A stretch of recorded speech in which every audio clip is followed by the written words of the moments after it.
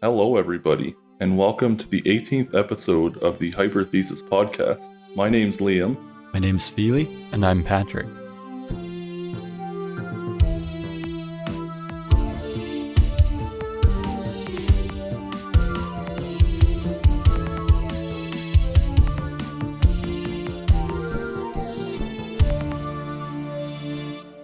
So today,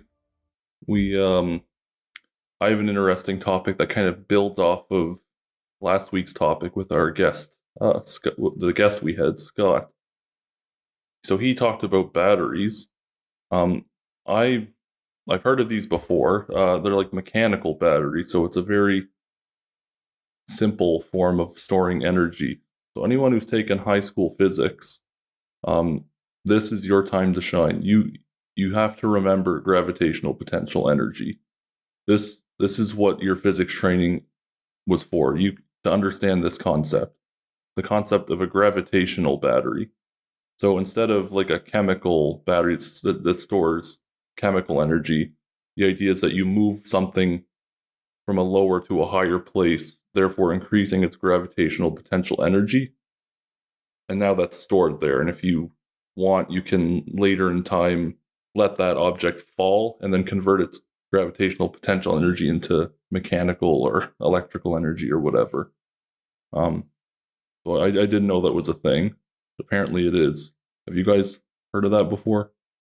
Yeah, I've definitely heard of it. Whether it's mechanical energy or chemical energy or some other type of storage through mechanical methods. But I know it's pretty popular in mountainous regions to have pumped hydroelectric batteries, essentially. So they're using these giant either canyons or reservoirs at the top of mountains and then some sort of pumping station that can pump water up to the top. And then when they need electricity, it will pump water, or it will allow water to fall and then generate electricity going through a turbine. And they're able to kind of go between two reservoirs to produce electricity. So when there's an excess of electricity, say from renewables, they can use that to pump water to the top. And then when they need extra electricity, instead of powering up a coal plant or a gas generator plant, they can just open up some valves and water goes through the turbines, depositing that stored energy. Yeah, I don't want to say it's a renewable energy, but it helps save energy because power plants, I think, correct me if I'm wrong, but I think they tend to produce excess electricity because they can't. No, they don't. I thought they did. I thought that was a thing they do. So power plants have to run at exactly what the demand is. There can't be an overproduction or it blows up the whole system. It has to be exact. But they can produce more, which is why we need these giant storage techniques. They run at exact because they can't store it. I think the problem is not able to produce it, is the ability to storage. That's why what you said about pumping water up top, like that's why we have these water storage, in a village or something, it's always a tower, right? Because so you don't have to, if you store it underground, you have to pump it to every household. But if you store it up top, that gravitational potential take care of that. And like now that we have better battery system and stuff, like we can store a lot more energy. That's why a lot of country I think in European country, if you produce too much energy, or like they have a capability to produce a lot of energy, they just sell that energy to the neighboring country for cheap rather than storing it. But storing it is very expensive. Yeah, so that's what I'm talking about, is that a lot of power plants will produce excess energy and just sell it or store it in batteries, but gravitational batteries are kind of one method, I guess, to store it. So like what they'll do is there's different ways they do it. And one of them is basically you just have this device and you put your excess energy into it and it raises this giant mass really high in the air. And then you leave it there, they suspend it. And then later in time, if they're having an over demand in electricity, they can say, okay, we drop this, and as it falls, they have some mechanism where it converts it to mechanical energy, and then that gets converted to electrical energy and stuff like that. And they do the same with these like hydrodynamic ones, and they even do it with rail cars. From their article I read, so like during times of there in some places they'll have too much energy, or there's not many people using it, so they'll take rail cars and move them up high. They'll put them up on a mountain or a hill or something, and they have these devices they'll attach to them. And then if there's a demand for electricity and they can't meet it at the power plant, they'll let the rail cars go down the hills, and the devices they attach to their wheels or something will generate it into electrical energy. That's kind of the idea. That's extremely inefficient. That's why they don't do it much. It's in a way it looks kind of stupid, right? Like, come on, I'm gonna lift this heavy mass up high and go all through all this very complicated mechanism to just create energy back. And the more complicated it, the less, the more the friction can be in different parts. A lot more prone to error. So I don't like it, but I understand that like at the time it was the only way to store energy. Yeah, so it is definitely inefficient, but there's what I thought was cool about it is that there's like a smaller scale one some people came up with. So it's a thing called gravity light. It's a small like handheld container bag thing, and basically you put like rocks or sand or whatever in it, and what you do is you like manually lift it up and down to produce energy. So it's for like communities that have lost power. It's a cheap alternative for electricity, although again, it's not efficient. Like if you're in a community that doesn't have power, odds are you don't want to waste all your energy lifting up and down this bag of rocks. You probably have other things to worry about, right? But it's interesting. It's like, have you ever seen those like hand cranked flashlights? It's like if you don't have power to charge a flashlight, you can hand crank it. It's like it's a similar idea, I think. It's not really efficient, but maybe it works in some cases. I don't know.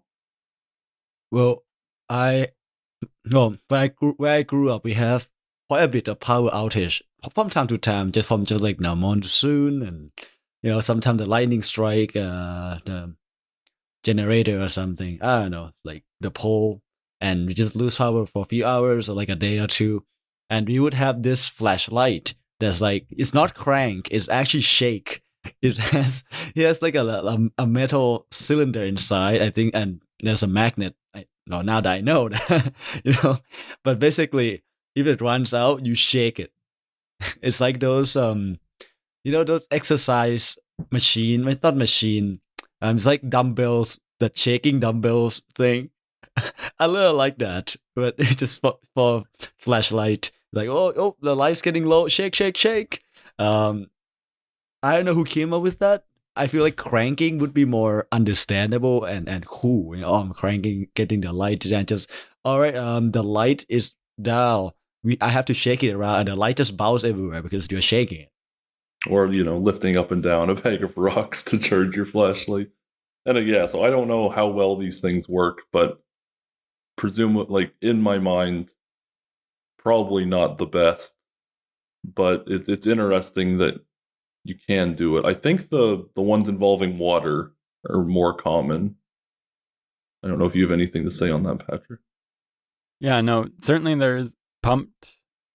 I think it's like pumped storage hydroelectric is not common just because you need specific locations to do it, but it certainly is an excellent solution as we move to renewable energy because that energy is variable. So you'll get, for example, with solar panels, all your energy in the middle of the day and then nothing at night. Or with wind power, it's variable. So if you hook up a wind farm to this type of system and any excess energy that it produces goes into a pumped hydroelectric facility, then you found a very efficient way to store that power long term without having to resort to very expensive batteries, for example, which is also becoming more popular. Look at, I believe one of the provinces of Australia bought a massive battery storage system from Tesla, but that only has a limited lifetime, and that lithium could be used for other electrification purposes, whereas something like pump storage hydroelectric is a longer-term solution, and it's doable in areas with even some hills, like even Ireland. There's a facility there that just pumps it to a natural reservoir on top of a hill, to the bottom of a hill. It's only a couple hundred meters, but it's effective enough to store quite a lot of energy. And given that a lot of different places produce electricity via hydroelectric power, it's just as you do lose a bit of efficiency pumping it up to the top initially, but it's still an effective method of mass producing power on demand without having to rely on gas generators. I think are most common for on-demand power. I think a good thing about mechanical like that is it's not like you're burning anything. It's not coal. It's not fuel, right? So you can keep reusing that water, because what really you're taking the energy from is basically transferring the work you do to lift it up to the electricity. But if you think of electricity as our main source of energy, which is what it is, right? To me, it just comes down to one principle, or like one invention, the dynamo. So basically the inverted motor, right? Because if you spin a wire inside a magnet, you can create this the current in. So that's all the principle of generating electricity. So even from coal power plant, they boil steam, high power steam to spin something, right? Wind turbine spins the blade. A water turbine spins something. So to create this rotation, create this alternate current, and create electricity. I believe most electricity is produced via generator, aside from solar panels, which are a different process. But I think it might be worth actually doing an episode just on electromagnetism and getting into those discussions of how we figured it out, because I know personally it took me a while to figure out how things actually functioned in electric motors / generators, because they can be the same thing. So it might be worth discussing that really in depth and just kind of fleshing out the details of electricity and electricity generation. Yeah, I remember we learned about how motors and car engines, basic like principles of them and stuff, but I forget like the exact details. I just know there's currents and fields and things flying around and spinning and changing direction, so that would be nice to go over again.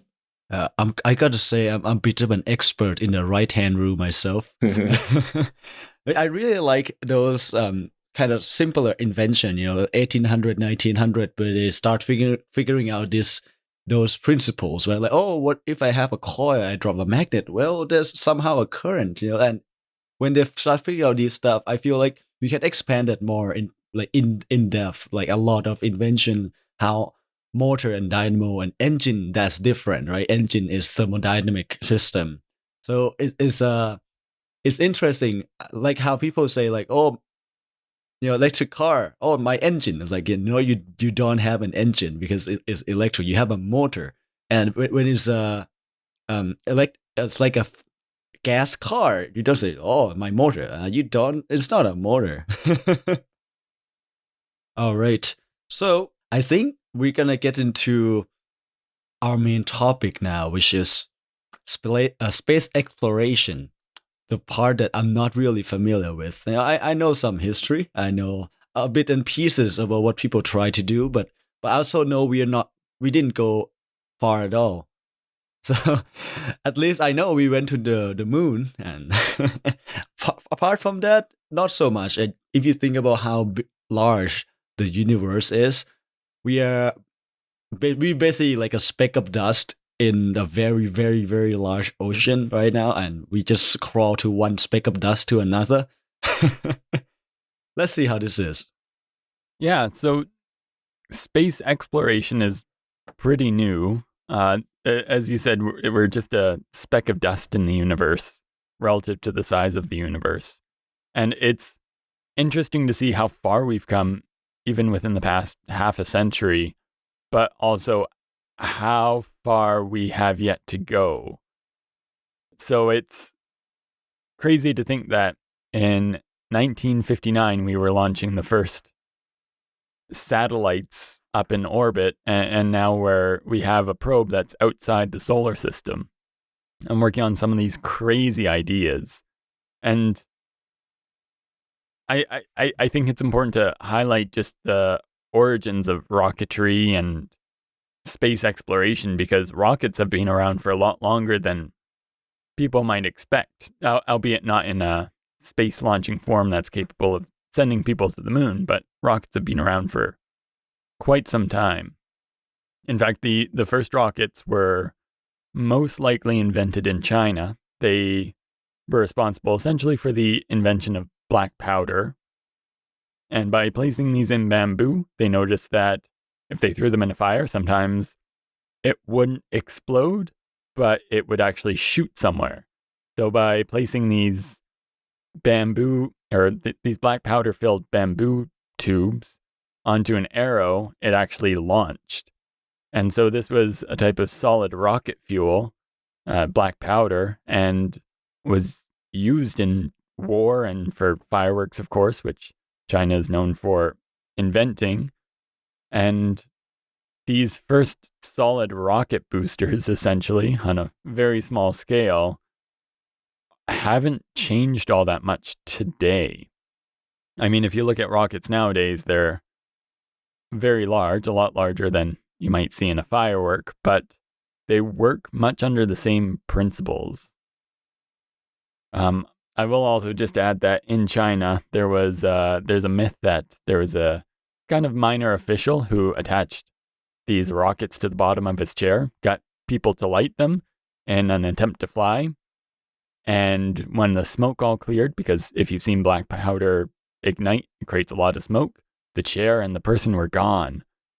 Now, most likely they exploded, but that's a reality when dealing with rockets, is you're sitting on top of a whole bunch of explosions that are happening just in a controlled way. Yeah, I remember in my country we have this, well, a tradition in some parts where they make, there is a naga, which is a snake god. And we make them fly by basically make like a little cylinder with decorated as the snake god and make it into a rocket. And every year they try to shoot as high as they can. It's like a competition. It's not even firework. They just explode sometime because people messed up. But they're supposed to be like almost like the flying dragon equivalent in the West. You're just shooting the snake god to symbolize fertility. And to me, it is kind of hilarious. It's not like doing anything. It's not like exploding, no fancy color, but just like, I'm gonna shoot it really high in the sky just because I can. I feel like that's one of the most human thing that we do. Just because we can, just because it's brilliant, just because it's fun. I mean, it's certainly fun just to see how high things go. And that's kind of where rocketry came from in the first place, is people were just interested, hey, if I take this tube, fill it with something explosive, how high can I get it? And this, not necessarily a rocketry movement, because it was very niche, but this led people to experiment kind of in the late 1800s, early 1900s with rockets, essentially. So you had these first rockets being launched. They were mostly kind of sounding rockets, which are just small, very fast rockets that were being tested and tried out. Yeah, I think back to the point a bit on the human nature too, because I remember watching like sports and stuff. In its basic form, it's like soccer is try to put a ball into a net, and then there are rules and stuff. And then I went to the Highland Games for the first time, and I was like, this is ridiculous. Who can throw the rock furthest? Who can throw the rock highest? Who can flip this tree? It's such a like ridiculously simple sport. If they call it sport, you just flip something and walk. But I think that's such a representation of what humans' pleasure or human competitiveness is from. Yeah? And our curiosity of what we can do as mankind. Like, How far can you lift this rock? How far can you lift this rock? Maybe this guy is further. It's such a fundamental thing, but it happens in almost everything we do. In sports, in business, in science, we have all these little fundamental curiosity. Yeah, you start with very basic ways to prove who's better, and then they evolve to very extreme things. But yeah, like there's firework competitions all over the world, and they're not like, I don't know what the snake one you mentioned is like, but like there's they're not just seeing who can go the highest, who has like the biggest explosion or whatever. Like I seen one in Ottawa, I think. I think they have them in Ottawa, the international firework competition. I don't know why it's in Canada, but I think it's in Ottawa every year for some reason. Don't quote me on that. Citation needed. But yeah, they try and have these like very intricate displays of fireworks. And anyway, back to rockets. Yeah, I mean, much like kind of these simple games that people play where it's, hey, who can run the fastest or who can throw the farthest. The idea of rockets is also pretty simple, even though it may not seem that way. I mean, these first rockets from China and then these rockets that were becoming more popular as people experimented with them are just based on essentially one law that's been known about for many hundreds of years. And that's Newton's third law, which says that for every action, there's an equal and opposite reaction, essentially. So if you were to, for example, throw a whole bunch of stuff out on a really, really wheelie chair, then chances are you'll start moving in the opposite direction that you're throwing the stuff. Now, rockets work in the same way, where they just throw a whole bunch of stuff out the back, which causes them to go forward because it's an equal and opposite force.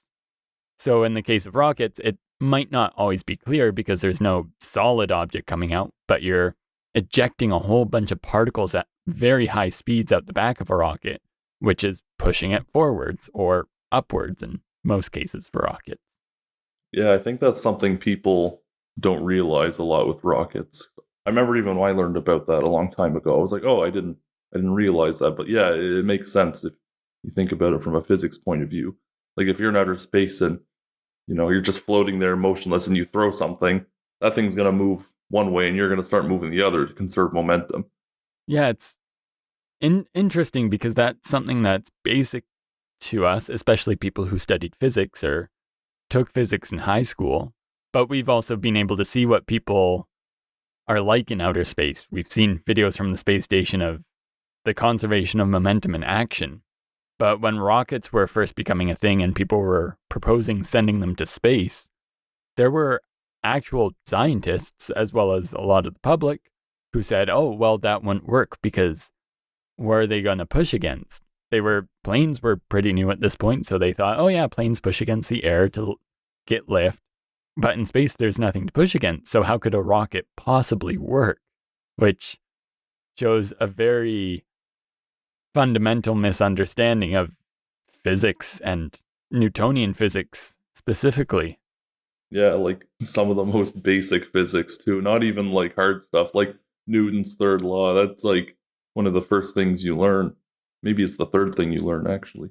But yeah, so rockets are very cool in how they apply Newton's third law, because instead of, again, just throwing a ball away and then you slowly move in the other direction, they throw lots of little particles, but instead of just expelling everything, like say gas at high pressure, like you might see if you've ever had like wheel or chair races with a fire extinguisher, where you have your fire extinguisher and it's just pushing a pressurized gas and then your chair goes the other way.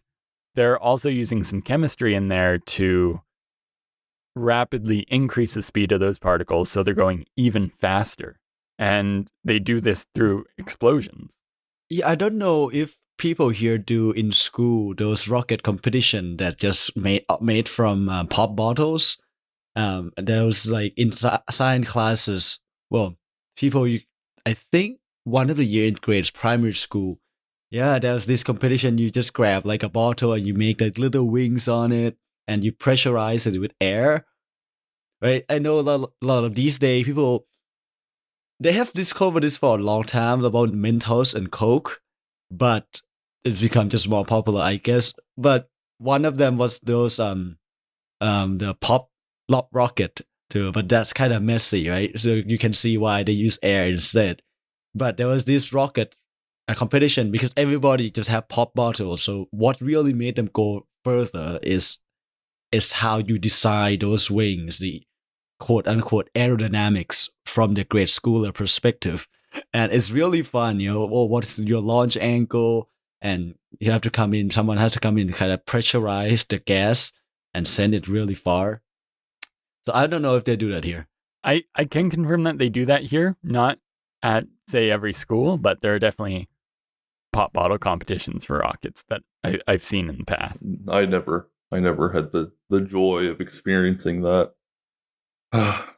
But if you think about pop bottles, they are specifically designed to hold pressure, because whether they're holding a pop that has just pressurized carbon dioxide inside, or you're pumping air into them to try and get them to fly as high as possible, they all rely just on some sort of pressurized gas.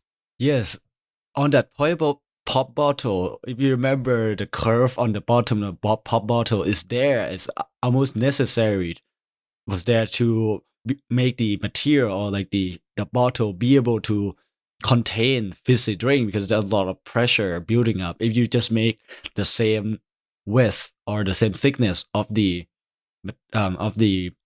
basic plastic all around, it's gonna explode because the on the bottom has much more pressure. So those shape is actually there to counteract the pressure. So when you explode on the side first, or come up on the top, or from the nozzle. Yeah, it's interesting how they're designed to contain pressure. And much like pop bottles, rockets also have to be designed to contain pressure. Not so much for solid rocket fuels, but for liquid rocket fuels.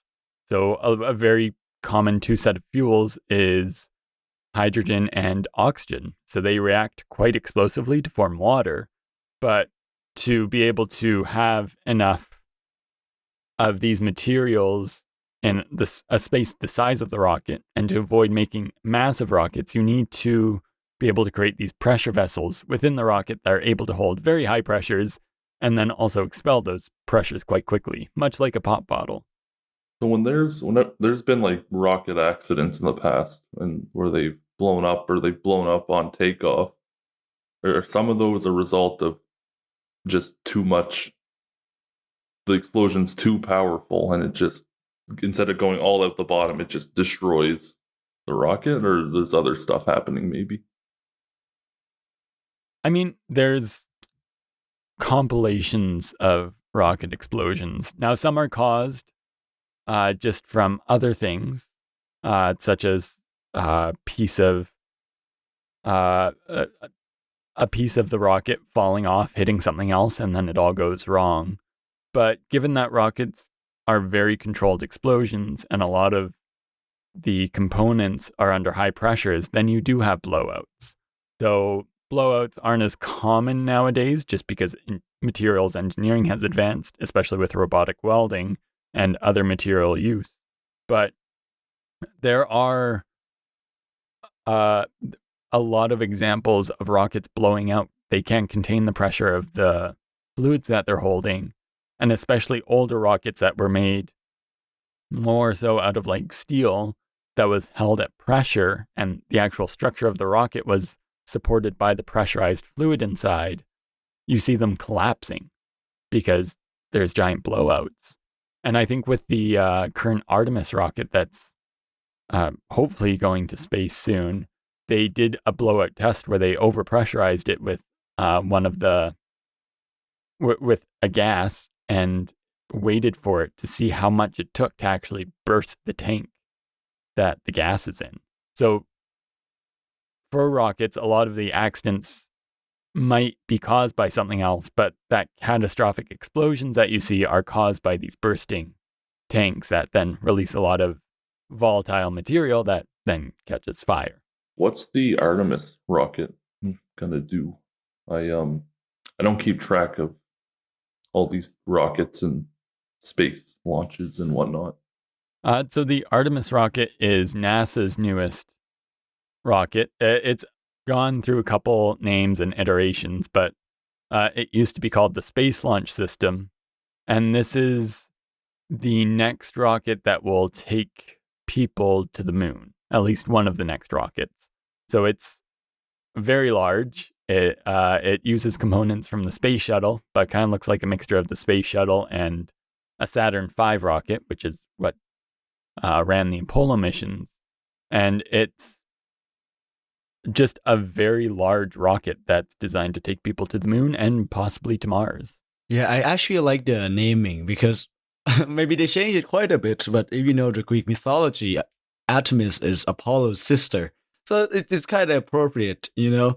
And because if you think about it, we landed on the moon. Oh, we say we, I mean, mankind. But yes, that was in the 70s. It's like such a long time ago, and we haven't been back since. You know, we just, I mean, there's nothing much to do there. We already collected the samples, do some science experiments, and it's very expensive to go, right? If you're gonna be the second one, maybe it's not that great. Yeah, I think saying there's not much to do there would put a lot of researchers who study the moon, put them in a bad mood. Maybe I think there is a good amount of stuff to do there, but maybe I just don't know about it.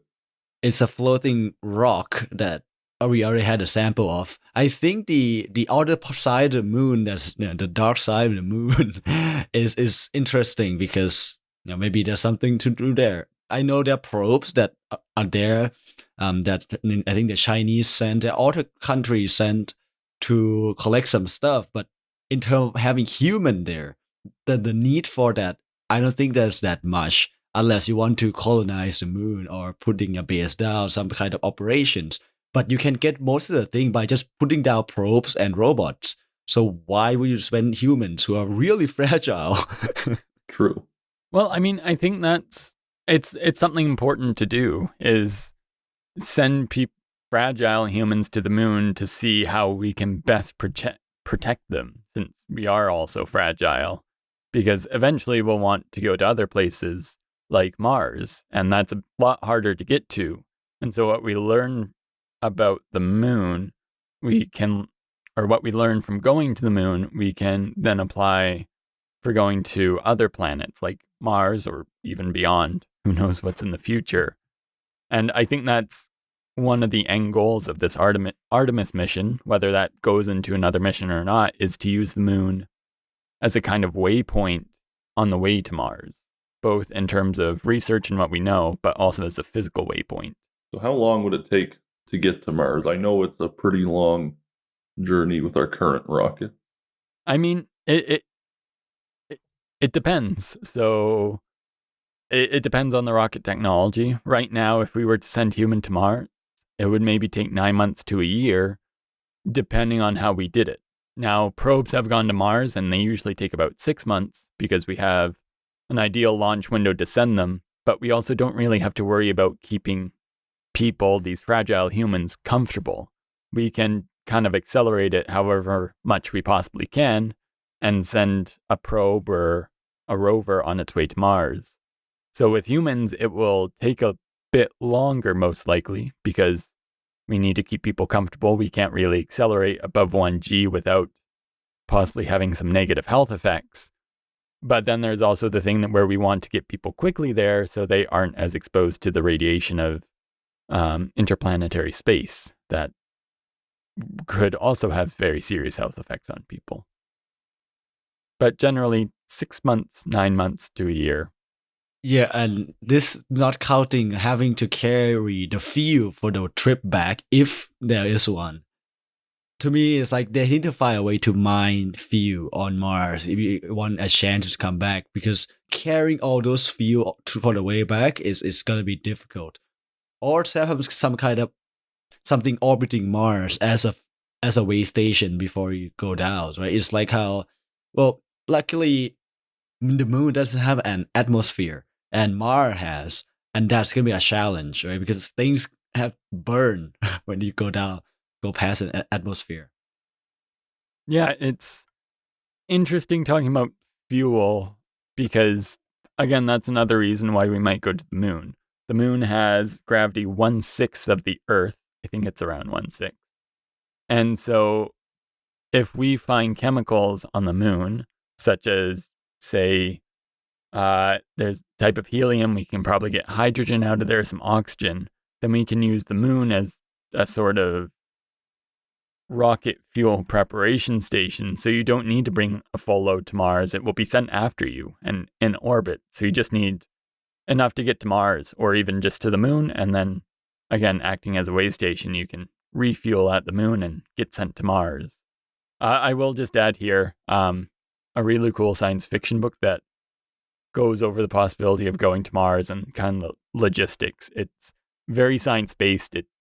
The author definitely did a lot of research, but the Red Mars series would highly recommend it because it goes through a lot of detail and there's definitely a lot of thought into how this kind of thing would actually happen. Yeah, I like to think of these things from time to time, but not in great details. But where I see this is that now we went to the moon. Okay, Mars is gonna be next stage, and then there's gonna be a jump because if we can somehow get out of the solar system really fast, if you somehow figure out how to go close to the speed of light without killing us, I think that's gonna be the enormous step into the intergalactic basically travel, right? Or like how human colonized thing. Always literally the picture that comes to my mind was just from the video game series Halo. We just have UNSC Infinity, just like, all right, we're gonna open the gate and we just go. Liam would be more of an expert on this topic. Oh, I know. I mean, I haven't kept up to date, but I knew a little too much about Halo. But yeah, we need to evolve from rockets to like warp drive and slip space. Yeah, like that's what they use in Halo. Whatever. There's different names for it, like light speed and Star Wars and stuff like that. Because I mean, realistically, with rockets, I don't think you can travel out of the solar system. Really, I mean, you can, but it's going to take a very long time, and to keep humans alive on that, and fuel's a problem because I mean, once you're in space coasting, you can stop burning fuel, of course, but you can only go so fast with so much fuel getting off of a planet or the moon. So like you need one of these sci-fi technologies to really get out of our solar system, as far as I'm concerned, in a realistic way. I mean, yeah, in a realistic way, but we do have things that are already technically outside of the solar system. So we have the 2 Voyager probes, which have officially left the solar system, with some of the Pioneer probes following not too far behind. But the thing about the Voyager probes is that they used both chemical rockets and also gravity assists. So that's where you are able to gain energy off of a planet as it orbits the sun. And just in the 70s, it lined up perfectly where these probes could be flung out. And they were the fastest objects ever produced by man, which was very cool. But also, we do need better ways to get out of the solar system rather than relying on a literal alignment of the planet. Well, wasn't one of them was it unintentional because we kind of lost it, right? It's like it went out solar system because we messed up or something happened to it, so it went like okay, it just like not on the predetermined path, and we kind of lost it. So maybe something picked it up. Who knows? The universe is pretty big.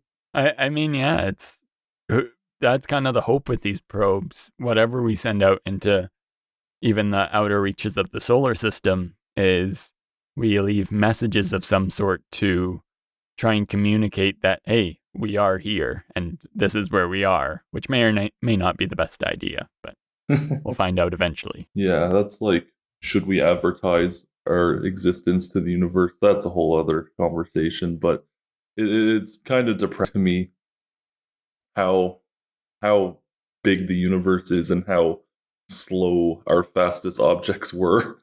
Like, how long did these things take to get out of the solar system? And they're like, you don't have to worry about people being on them, and you don't have to worry about them coming back and all that. And it's like, oh god, it's rockets are great, but they're not that great. It turns out we're a long ways away from going and walking my cat on another planet. Coming home for lunch. That's we ain't that fast. I mean, we certainly aren't that fast, but we have technology now that might let people walk on other planets eventually. The one that comes to mind is an ion drive. So same principles as a rocket. It shoots something out the back to go forward, but it does it using electricity, and it also uses ions. So it's able to accelerate these ions out the back, and it's a very slow process, but you don't need as much fuel. There aren't giant explosions taking place, and you can accelerate a lot slower, but to a lot higher speeds using an ion drive because of the fact that you're using the fuel more efficiently, essentially.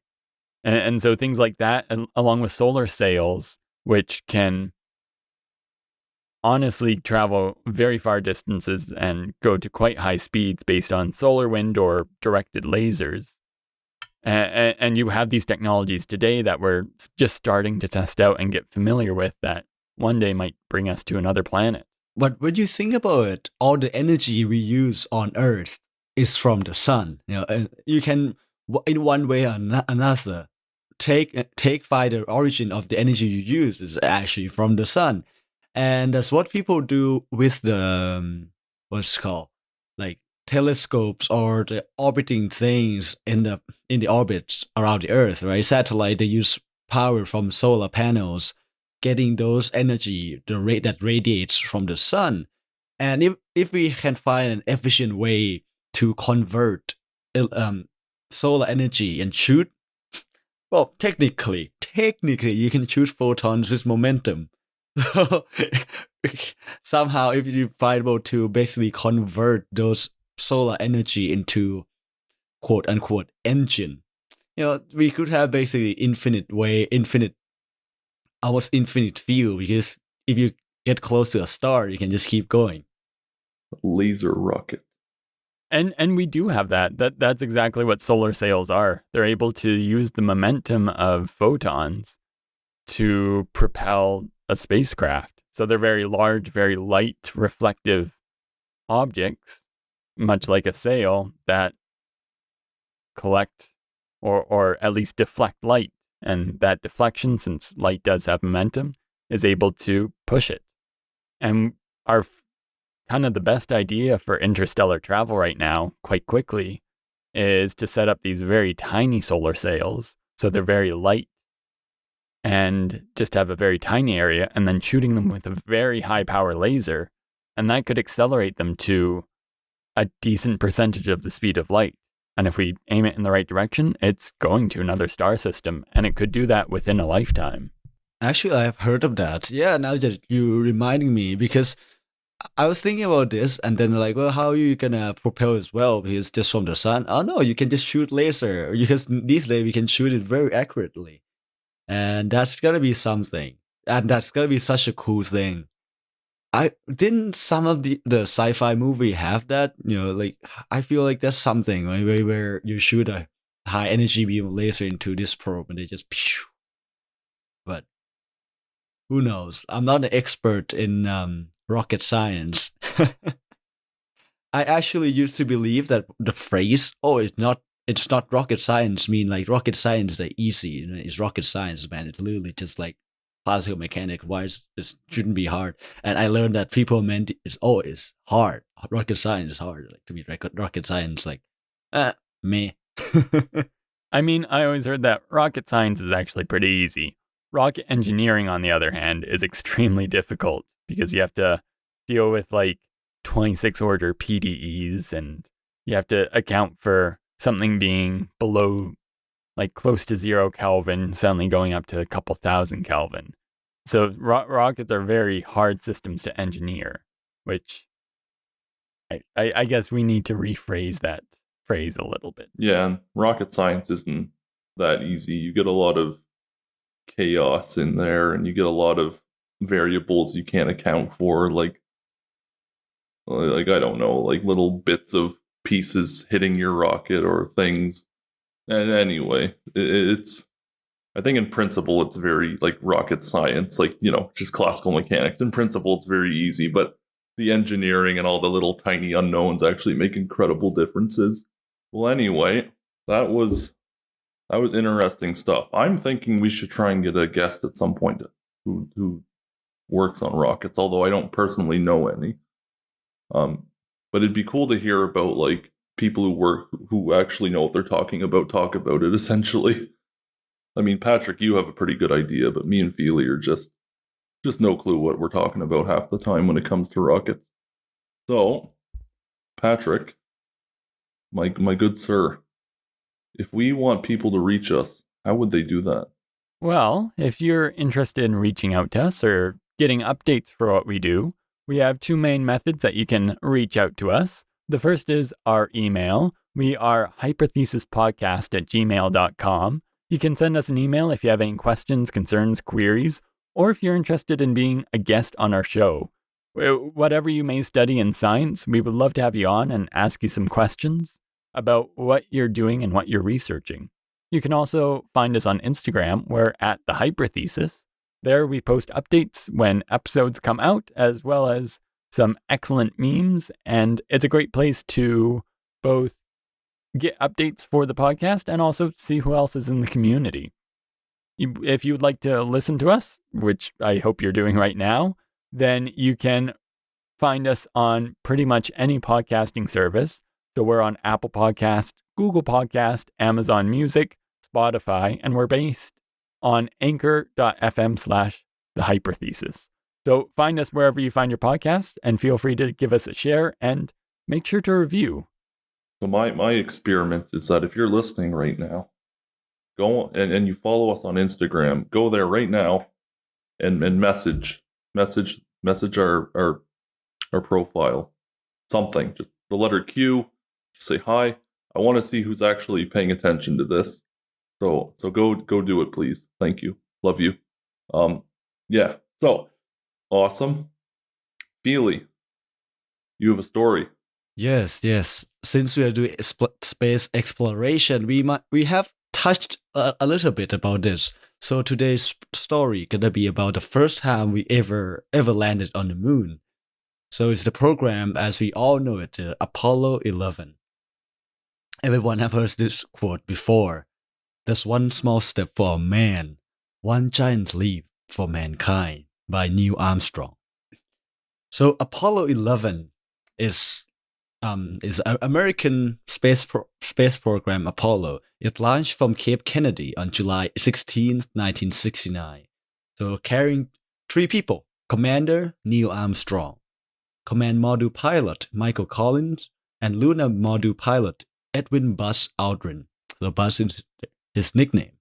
An estimated of 650 million people watched the televised image and heard his voice describe that event as the quote I just said.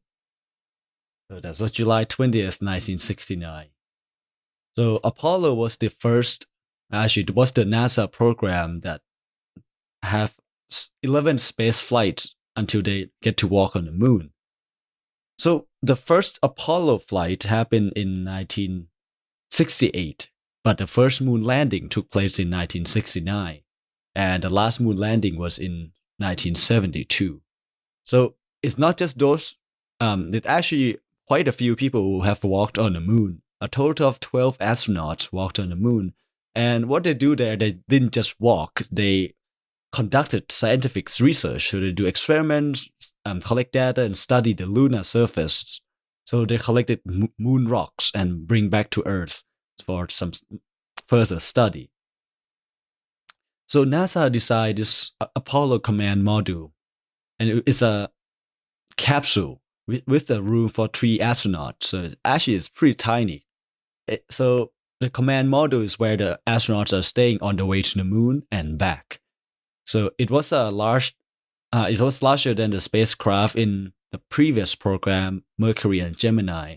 So astronauts have room to move around inside. So it's about a room size of a car. So it's very tight, and you have to go very far. And another spacecraft not attached, but that goes with it, the lunar module, is the one that used for landing on the moon, to carry astronauts around the orbit of the moon to the moon's surface and back to the orbit. So it can carry 2 people. So the 2 types of rockets were used for the Apollo program. So we have the small Saturn rocket, then small, I said smaller. It was about 22-story building. Yeah, as tall as 22-story building. So it's not exactly small, but it's smaller. So this rocket has 2 stages. So it makes up 2 parts. Once the first part ran out of fuel, they just drop away to lose the mass, so it can propel easily, and burn up in the atmosphere, while the second part just continue flying. So when it really started was that because the President John F. Kennedy in 1961 challenged the United States to land astronauts on the moon by the end of the 60s. And as we all knew, NASA kind of did it. And it's the first time human beings left Earth's orbit and visited, quote unquote, another world. So these missions are made to be possible for the future exploration of outer worlds. So apart from these rockets that we send to the moon, we also have another orbiting laboratory on the International Space Station, as we all know as ISS, with other countries too. So it's about 250 miles above our heads right now. So astronauts are conducting hundreds of experiments that are not possible on Earth and try to experiment how human can live, work in these longer periods in space. And when the Apollo was happening, they actually have a TV transmission to Earth from Apollo during the translunar coast of the spacecraft. So later on July 17th, the 3-second burn was made to perform a second of the 4 scheduled mid-course corrections programmed for the flight. So they have to do some corrections from time to time to make sure they're on the correct course.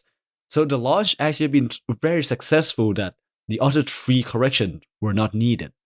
But if they were, they would have it. And the next day on July 18th, Armstrong and Aldrin put on their spacesuit and got into what they call the Eagle to check out the outer probe that would make into the moon. So that's when they made the second TV transmission.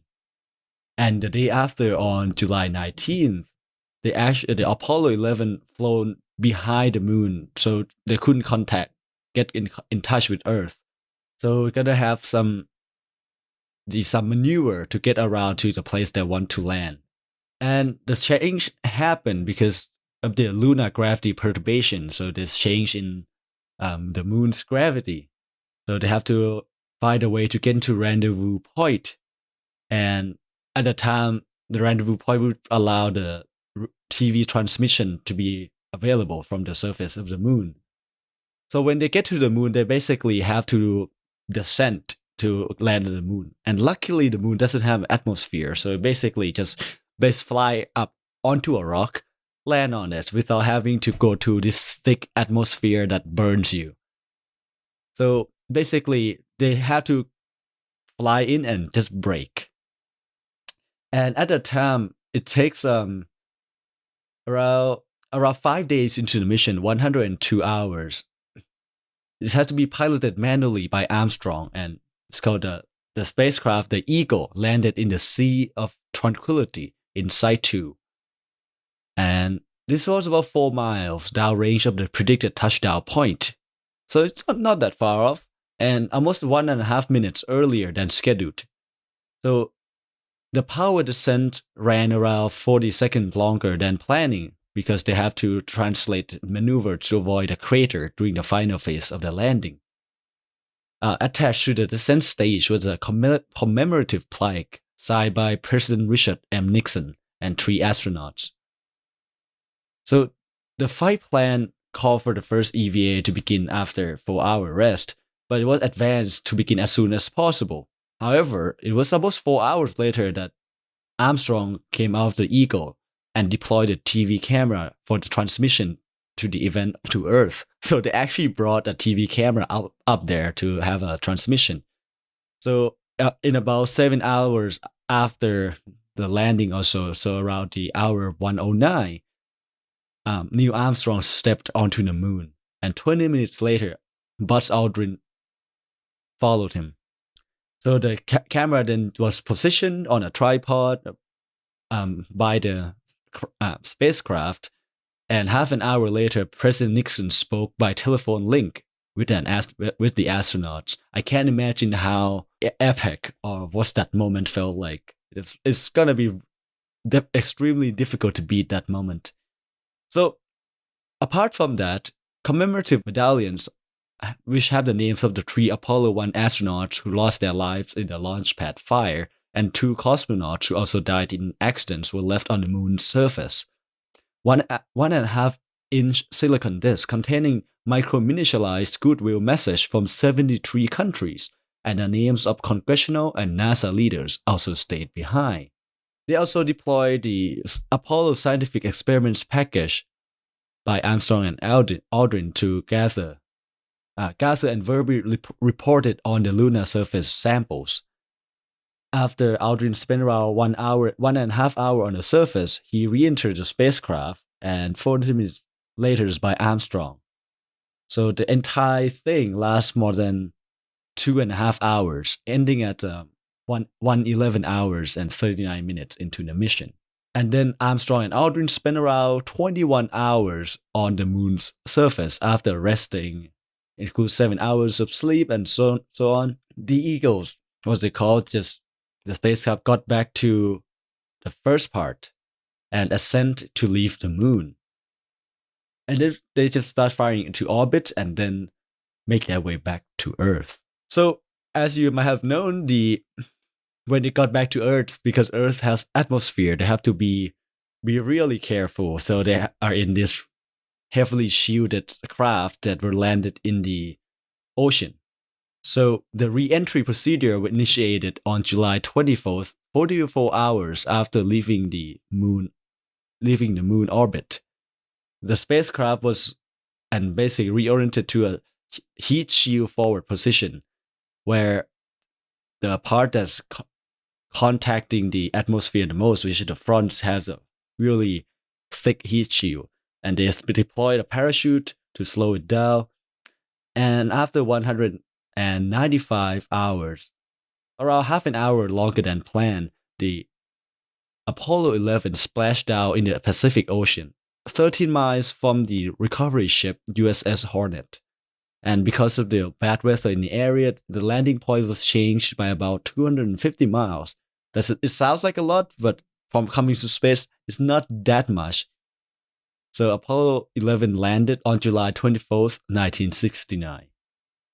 And that, ladies and gentlemen, is the story of how we first get to the moon and back. Because now, even though we have some probes and stuff on the moon for a while, we never had people actually walk on the moon and conduct experiments and feel what it's like to be on another piece of rock floating on this universe.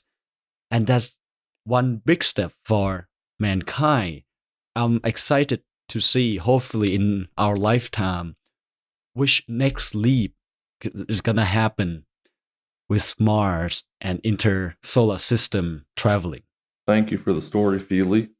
And I think it's always wild to me how much planning and whatnot goes into these space missions. They're planned down to the micrometer and the microsecond, and things do go wrong, but it's incredible that even like back then, they were only kind of 30 minutes behind schedule after all of that. So they really spend a lot of time trying to, everything is calculated, every small detail you can think of. And I mean, there are small details that get missed, but very, very few. Pretty much the only things they miss are things they can't control. So yeah. Thanks for joining, everybody. That was a good time. I learned a lot about rockets. And we'll see you next time. Bye. All right, take care. Bye, everyone.